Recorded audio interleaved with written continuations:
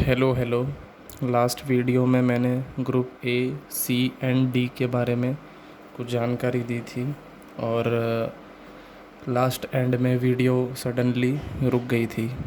Okay, तो मैं उसी लाइन को पकड़ते हुए वीडियो को आगे स्टार्ट करता हूँ।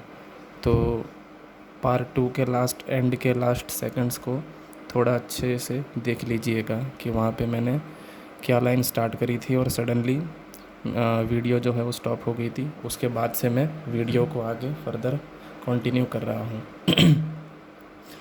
तो जैसा कि मैंने ए सी एंड डी के बारे में बता दिया था, तो अब बात होगी ग्रुप बी के बारे में।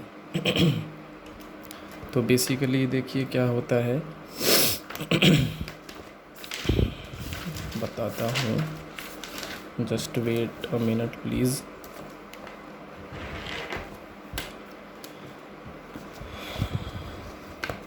जैसा कि आप देख सकते हो कि ग्रुप बी में ओनली पुलिस लाइन है यहाँ पे। मतलब कि जब आप फॉर्म को अप्लाई करोगे तब एक तरीके से आपको चारों कैटेगरी को चॉइस करना रहेगा, A B C and D.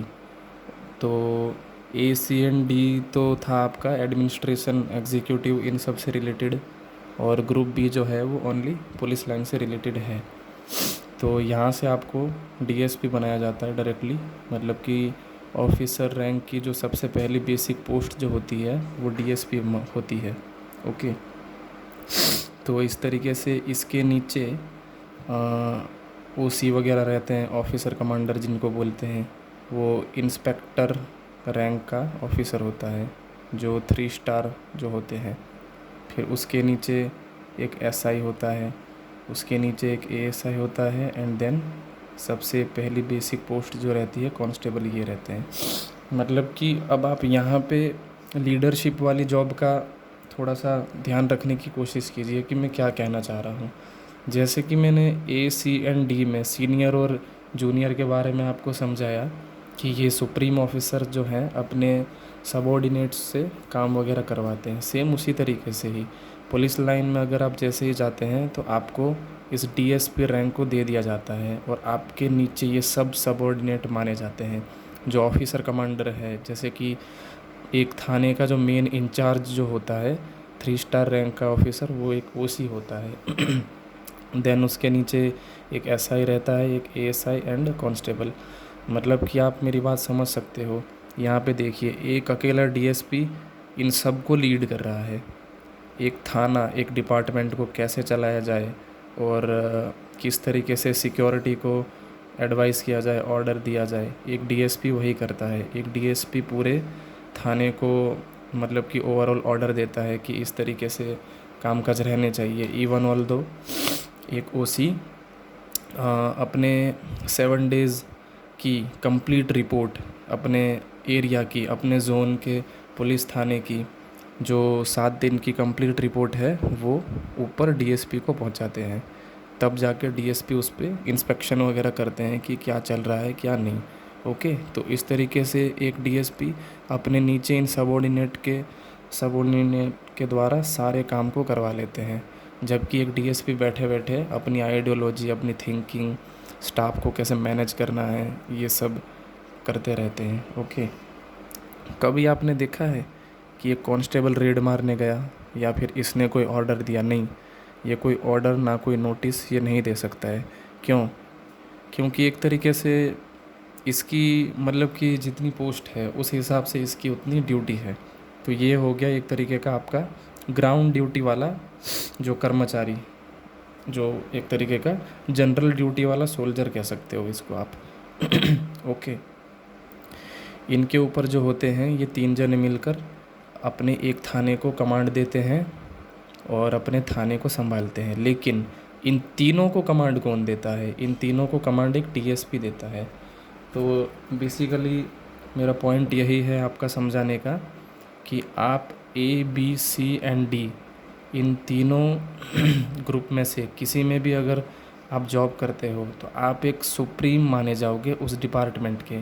आपके नीचे सबॉर्डिनेट्स रहेंगे। तो अब आपको मेरी बात समझ में आ गई होगी कि WBCS एक बहुत ही इम्पोर्टेंट जॉब है, एक बहुत ही इम्पोर्टेंट इसमें बॉडीज़ डिपार्टमेंट्स हैं जिनमें सुप्रीम ऑफिसर का सिलेक्शन किया जाता है और वो अपने तरीके से फर्दर वर्क को प्रोसीड करवाते हैं और एक स्टेट को रोल आउट करते हैं।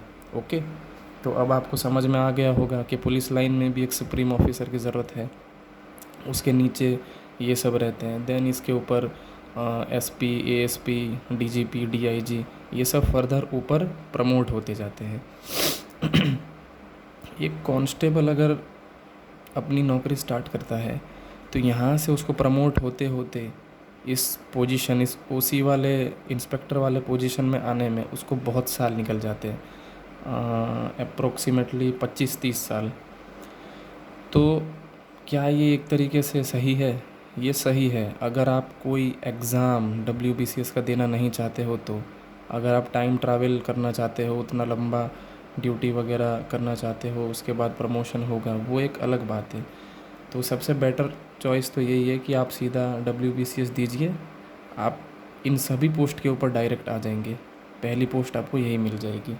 ओके, तो इन वीडियो में WBCS की इन वीडियो में बेसिकली मैं आपको यही समझाना चाह रहा था आप सभी को कि इसमें जॉब कौन सी होती है, किस टाइप की होती है और किस तरीके से वर्क करता है, और ये जॉब इतनी इम्पोर्टेंट क्यों है एक स्टेट के लिए।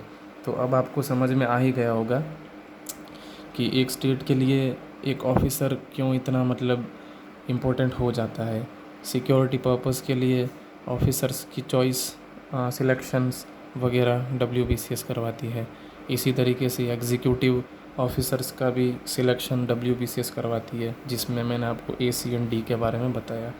तो एक तरीके से ये वीडियो मैंने WBCS की जॉब क्या है, इसकी सुप्रीमेसी क्या है, ये इम्पोर्टेंट क्यों है, ये आपको अब समझ में आ गया होगा कि ये सब ही अपने सबॉर्डिनेट के द्वारा एक ज़िला को, एक थाना को, एक SDO ऑफिस को, एक BDO ऑफिस को रूल आउट करते हैं ताकि कम्प्लीटली एक फोकस बनाया जा सके।